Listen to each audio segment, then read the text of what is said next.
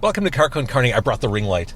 Hey. It's beautiful. It is, and we look crisp. Yeah. We look crisp. It's a warm glow. Actually, you're a warmer. Yours is almost a satanic glow because I've got the dome light on you. I'll take it. You look a little malevolent back there, Dan. It's like the devil on our shoulders. Oh. Carco and Carne, sponsored by my friend Brent Sopel, former Chicago Blackhawk. Brent Sopel, he helped us win the Stanley Cup several years ago, and now he's going to help you switch to solar. Think of the money you can save by switching to solar, locking in your energy costs for the foreseeable future. It's as simple as starting out on sopelsolar.com, S-O-P-E-L, solar.com, get a consultation. There's nothing out of pocket to switch to solar, and you can have cost certainty for the first time ever. First time ever, Bev Rage. First time ever, Dan Jarvis. Wow. Wow. You don't say. It's car con carne. Let's eat in the car. It's car con carne. And now here's the star of our show, James Van Alstyne.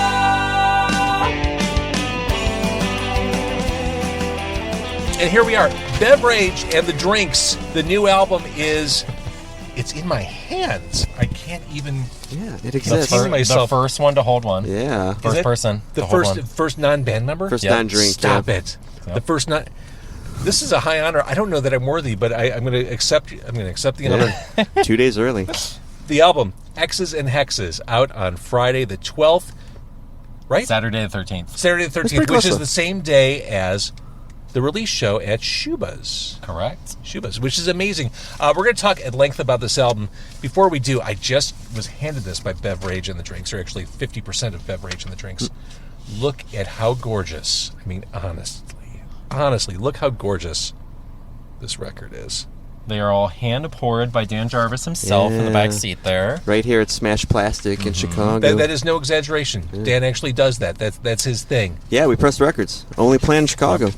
This is our magic or our crystal ball swirl. That's what we're saying. What we're calling it now. Oh my God. Yeah. It looks great and it sounds great. And like I said, we'll talk about it.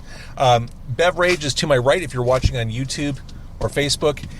When Bev Rage is not in my car, Bev Rage looks more like this.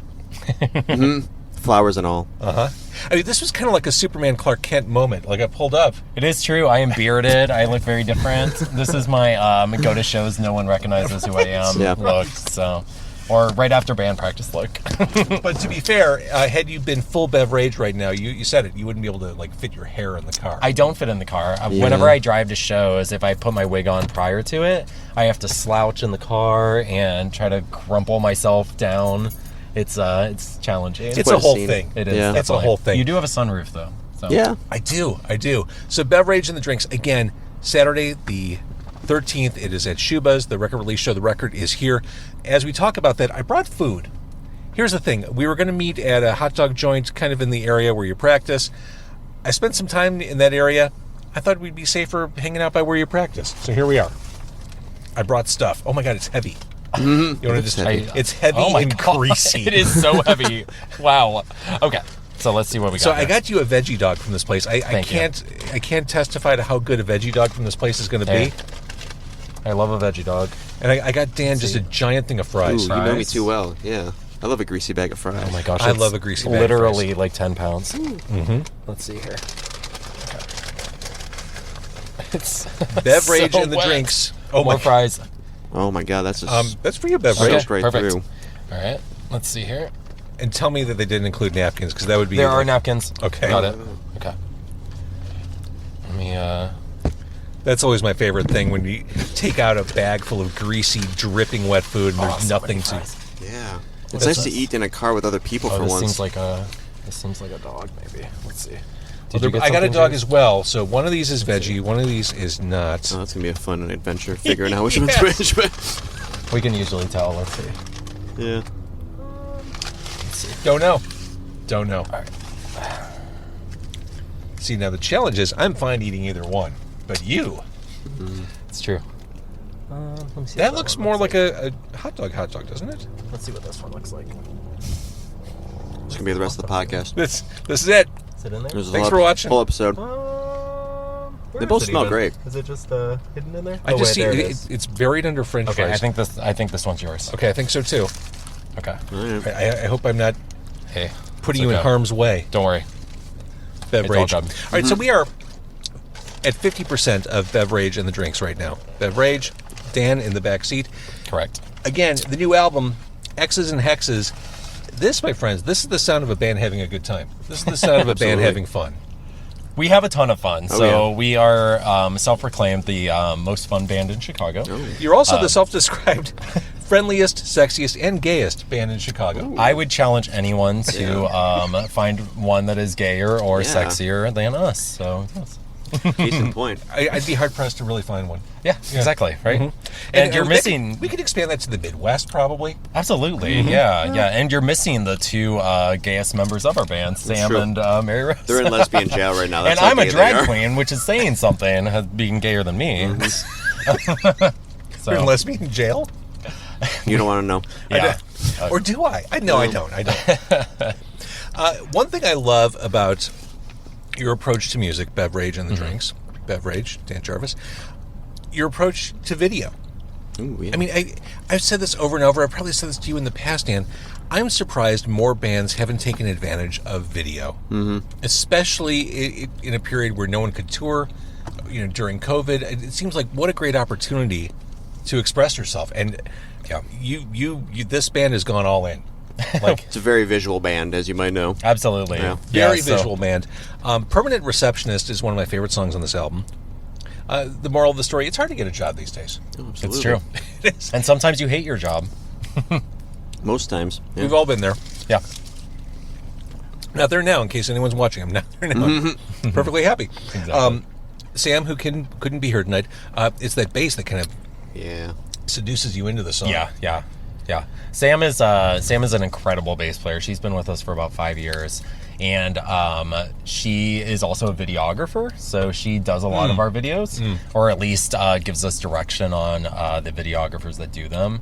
So our band, like you said, it's an incredibly visual band. So what we do is we write all these songs, and we're like, well, it's almost a disservice to people to not make a video for them because we are incredibly visually interesting band, I guess maybe so would be a good attractive, word. yeah. And so attractive. Sexy so and gay, sexy like we and gay. said, yeah. But this album, for instance, we're doing 6 videos for the the album, which only has 11 songs on it. So we're really trying to capitalize on just making as much visual content as we possibly can. And I'm from like the time of music videos of like the 90s, so I love a music video.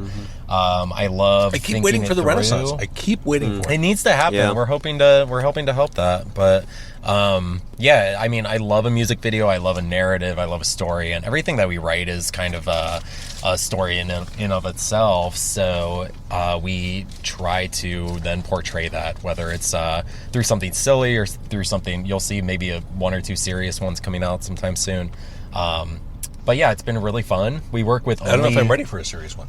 Like that one where I dry hump a fax machine. Was that a serious one? I mean, lyrically, yes. But, Sorry, Mom. yeah, I know. It's pretty funny. But we just try to make as much like content as possible because we are such a visual band. So Well, and also that's the way music listeners are. I mean, that's just Yeah. be where the fans are. yeah, Exactly. They're not just consuming content in one way. We're all on our phones looking for something to capture Exactly. our attention, like Dan eating a bag of Funyuns in a video. yeah, yeah. exactly. I do love a Funyun. That's my number one tour treat on the road. Is it a tour treat? Funyun. I'm Oh, sure, yeah. I'm sure band members love it when you enjoy that tour Yeah, treat. it's a great breath afterwards. And We are we're a very fun band to tour with too because we all have very similar personalities. So we get Do you along really? very well. Yeah, You know how rare that is. it's very rare. Yeah. We've all been in bands Yeah. with people who we might not get along with or kind of like clash a little bit. But this current lineup of Bev Rage and the Drinks is just like perfect. We all get along. We all love each other. We laugh constantly at practice and at photo shoots and video shoots. Everything is really easy. Again, this is an album that sounds like a band that's having a hell of a lot of fun. Yeah. I mean, it's really an impressive thing to communicate that without communicating it. Yeah. This is a fun band. We have been together in this lineup for 3.5 years, somewhere around there, right? Yeah. I mean, with a pandemic, it's hard to keep track, but Yeah. something like that. Yeah, time flows differently. Right. It's strange because it feels like so long but so short because we've had such little time to actually play shows and be able to kind of show where we are as a band with this Right. current lineup, even though we've been together a long time. So it's really interesting to be able to play shows where people may have seen us 4, 5, 6 years ago, and they're like, "Oh my God, holy shit, you have gotten way better." And we're like, "Well, we've been kind of like this for a while, but thanks for noticing." Yeah. At this point, but yeah, we're at our best right now. We're super proud of this album, You should be. and yeah, we can't wait for people to actually hear the new music that we've been putting out. I'm working my way to the hot dog because I'm so paranoid that I got your veggie dog. I don't think I did. I haven't even tried. I just mine want to yet. eat it Let's because see. I don't want to. This looks like a. No, looks like this looks like. I think I ordered a Polish. This looks like a Polish, right? Yeah, I think so. Let's see. And yours is like. It's hidden. In there. It's like hidden, totally hidden. Is there even a hot dog in there? It might not even. Is that their be. veggie dog? It's just Maybe ingredients. Oh, I wonder veggie if dog it's just doesn't- like condiments. Yeah. Oh, I think it is. I think it's just like fries. Oh my God! my They just God, put like is a it dill really? pickle spear. They totally did. Yeah. Oh my God! That's hilarious. Hey, I'll eat it. That's their veggie dog. That is hilarious. Well, good thing you asked for everything. Right. Oh my right. gosh. You just would have had a bun otherwise. I was like, I haven't seen the. Could you hold these actually, Dan? Sure. Yeah, I kept looking for like something satanish or Yeah. Nope. Nope, nothing. Hey, Just relish. I'm into Hail it. Satan. I'll eat it. Oh my God. Love it. So the other video I just referenced with Dan eating Funyuns, a tour favorite, that's Perfect Guy. Yeah. And then Hollywood Beach, you just released that. We're recording this on Thursday night. That just came out this week, right? It came. Yeah, it came out on Monday. That video was done it's mostly on green screen, but a lot of it was filmed actually at Hollywood Beach, which is the gay beach in Chicago. I didn't know that. And this is where Bev Rage and the Drinks provides a public service. You can learn It's true. things. I didn't realize Hollywood Beach was the gay beach. It is, absolutely. It's been that way for a very long time, ever since I've lived in Chicago over the past 15 years. I love Hollywood Beach. I go there often.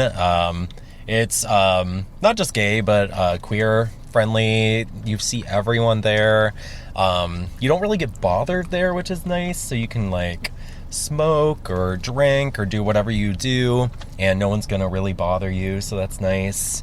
And it's kind of been like a safe space for me. I live in Andersonville in Chicago, so I just walk over to Hollywood Beach, hang out, and it's a place by the lake that you can just kind of like feel okay as like a queer person. You'll see everyone like in various clothed states. Sure, it's a beach. Beach, yeah. And yeah, it's a really fun place. If you haven't been there, everybody's welcome. I love that. And I mean, what could be more Chicago? Yeah. I mean, I love when bands tip their hat toward their localness. Yeah. It's Kathy Osterman Beach. That's what the Straights call it. That is what I say in the song. The Straights Yeah. call it Osterman. Situated in the northernmost tip of Lincoln Park. Come and join me down in Hollywood or at Hollywood Beach. I mean, that's a favorite, and the video's hilarious. There's a sea monster in it, Yep. which there almost would have to be. You would have done something wrong had there not been a sea monster. Exactly. So the Are sea there monster. real sea monsters at the beach, or is that just part of the I mean, shtick? it depends on what you think a monster is. There's Dan. some lore. That's true, yeah. There is some lore. The video was actually directed and shot by the sea monster who's in that video. His name's John Paul Ward. He's a friend of mine, and he shot the video all on green screen, and then he took his sea monster costume to the beach and filmed all of that on his own. And if you're going to get away with wearing a sea monster costume at the beach, the gay beach is probably the safest place to do it. It's so funny if you really look at that video and see the looks of the people behind him. It's fantastic. Watch that again. Just like focus on the people behind him because they're all like, "What the hell is going on back there?" I want to talk about drink water. Again, you can learn things from Bev Rage and the Drinks. Stay hydrated. Try to beat those hangovers. Absolutely. There's a real lesson there. Yep. Is this song, am I being presumptuous by thinking this is a descendant of Bitch and Camaro by the Dead Milkmen? Ooh. I've never thought of it that way, Yeah, but it does make sense. It's got the same vibe, yeah. Absolutely. I love the Dead Milkmen. A little cleaner. I've never considered them a reference or an influence to me, but I could totally see that. Yeah, I'm for a sure. Milkman fan myself. Yeah. Just that, the opening Yep. seemed like at least a spiritual, Absolutely. kindred spirit. That opening sound that like spiel was actually used over some recordings at Kohl's, the bar in Chicago. Yeah, that's real Kohl's crowd. Our producer, who I thought you meant Kohl's, the clothing store. oh I went for some Sephora concealer. yeah, I got and, some. I had my Kohl's cash. I just took my recorder. Brian Fox, who is the producer of our album, who also recorded it, took a recorder to Kohl's and just recorded some crowd noise. So that's where that came from. Perfect. Again, local. Yeah, It's all keeping it local. local. Everything we do is. Keeping Yeah. it local. Yep. Talk a little bit about Misconnection. This is kind of buried Yeah. at the end of the album. It'll probably sound even better as we head closer to Halloween, I think. Yeah. There are organ sounds in there. Tell me what this song is, or where this came from. So that song, it's one of my favorites on the album. It's really fun to play live, although we haven't yet. We're playing It's it true. at our release First time. show. Wait, your release show on the 13th at Schubas? Correct. the one. Yeah. So that song is, I mean, it's a little different from what people may expect from us. It has organ, it has theremin, it has lap steel Wait, guitar. who plays the theremin in the band? I did. I played organ, theremin, lap steel, and regular guitar in that track. It's But- funny. I just had Fishbone on the podcast a couple days ago, nice. and Angelo from Fishbone is a theremin player. Oh. And I'm watching him, watching videos of him doing it. I'm like, I want to learn how to play theremin. Yeah, it's an interesting instrument. I just kind of kept doing things and looking at Brian and Bev in the control room till they, gave me a thumbs up. Like, okay, great, we got it. All right. Because one hand, I mean, One hand controls volume up and down, and then the other hand controls pitch. So you just, it's an instrument you don't touch. It's the only instrument you can play without touching it. super cool. It's Yeah. space age. It And is they have very like mini space age. theremins. I went down the rabbit hole this week with theremins. Yeah, we got the guy that invented it's like brilliant too, and his wife Clara Rockmore. Not to get down the rabbit hole again, but she, loved him so much in his invention that she became like the world's foremost player. She was one of the virtuosos of it. Clara Rockmore sounds like someone who would have been on a radio station I worked Absolutely. at in the 80s. It's Yeah. Clara Rockmore, 40 minutes nonstop. 40 minutes of theremin. 40 minutes of theremin rock. Yeah. Or my drag daughter. I think that's the longest song on the album too, isn't it? It is. It's almost 5 minutes It's like long. a I believe, 4.5 which is minute a lot epic. for us. That song is a really good closer to the album. I think it's. I like it. I like it at the end of the album because it's kind of an outlier. Yeah, yeah, for sure. Yeah. There's a manic sounding song on the record. Maybe one that speaks to relationship issues on the album. You know where I'm going? Long distance mistake. Oh, yes. Long distance mistake. So that song is interesting because it's all real. I went through a period of my life where I would try to date long distance for whatever reason. I can talk to my therapist about that at some point. What could possibly go wrong? So that song is, it's all true. Basically everything on the album lyrically is true. Everything I write is from like a true place or like a slightly exaggerated true place. So I don't change names. I don't change situations. So if any of those people that are named on that song hear it, then you're welcome. But the song is, it's pretty manic. It's an interesting one. That's one of the songs live that I play without playing a guitar on it. So it's really fun to kind of just like be off the guitar, be on a mic, do all the Bev things that I do during the show. So when you talk about these are your stories. When you have the word Exes in the title of the album, and this really is your Exes. It's true. It's an interesting. So the album came about in an interesting way because it is all pretty much a product of the pandemic. So I had to reflect on all of the things that were going on at the time. So like, of course, the weight of the pandemic was hitting us. We were a band that was trying to do a lot right when the pandemic hit, and so much of our lives got canceled. Sure. Which is the story of everyone, right? But the Exes and Hexes part of it came about with a lot of my songs lyrically are about like relationship issues or like queer identity or trying to figure out how to kind of like navigate the world, like being like a drag queen and a musician in like a like pretty much like stereotypical gay world. So the Exes part of that is, of course, writing all these songs about past relationships and people that have gone through my life in one way or another.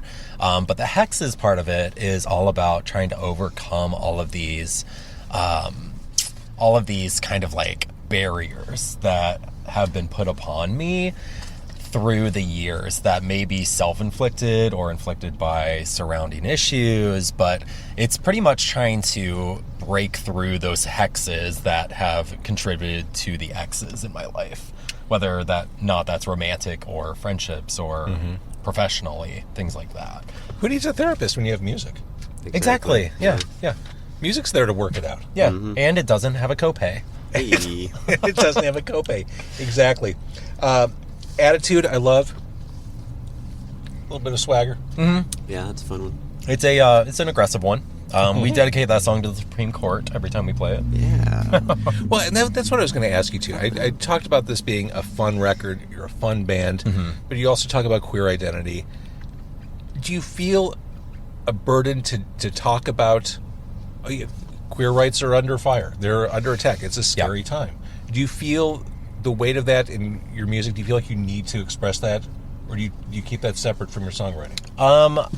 Personally, I absolutely feel the need to address it because it's a huge part of all of our lives in the band. So it's really important for us to actually have a message and be able to relay that to whoever our listeners are. So, like I said earlier, I am a child of the 90s, so there wasn't that much queer music to listen to. Of course, there was like the Riot Girl scene or like Pansy Division or things that's the like one that. everyone always says, Pansy Division. Yeah, Yep. and there was, of course, that music, but it was so buried. It was so, like, not at the forefront of things that were really available to people. So I'm not trying to be like I am the end-all be-all of like queer musicians, especially in Chicago, because we have such an amazing scene with a lot of younger people doing really great things. But I do think that I do have a responsibility to talk about the things that are important to me and that affect my life really pretty much daily. I mean, especially right now with identity and like the Supreme Court being so volatile and not being able to really know what's coming up. So, yeah, and 3/4 of our band are queer, and we all have similar struggles. Sam and Mary Rose have different struggles than I do, of course, but it's all kind of lumped together with a lot of our, like, what we think about for our futures. So, yeah, I do feel responsible for it, but I also like to put a, like, humorous spin on it because that makes it relatable. And it makes it something that's easily digestible to people. It's interesting. I keep coming back to this idea that, especially over the past 6 years, I'm surprised more bands aren't more outspoken about social issues. I mean, and certainly you can find examples that are, but I just expected like a wave of that kind of music and that kind of message coming out. And I don't know that I felt it yet. Yeah, I did too. After 2016, I expected that too. I think we all did. We expected it to be I wanted to start a punk 1977 band birth right of away, punk rock. Yeah. Yeah. I think we all got kind of jaded, honestly. Yeah, like, as I soon think as, like, Trump got elected and 2016 hit, then the pandemic hit, it almost felt like a wave of difficulties coming over you. But I've always tried to write things that were relevant to the current day. I don't really, like, I'm not too nostalgic in that sense, so I try to write really up-to-date things. And especially right now, I feel very, like, galvanized to actually, like, write more politically motivated things. But I'm a 7-foot-tall drag queen, so it's always going to be funny. So my humor's never going to go anywhere, but I think that humor is a good way to get your point across a lot of times.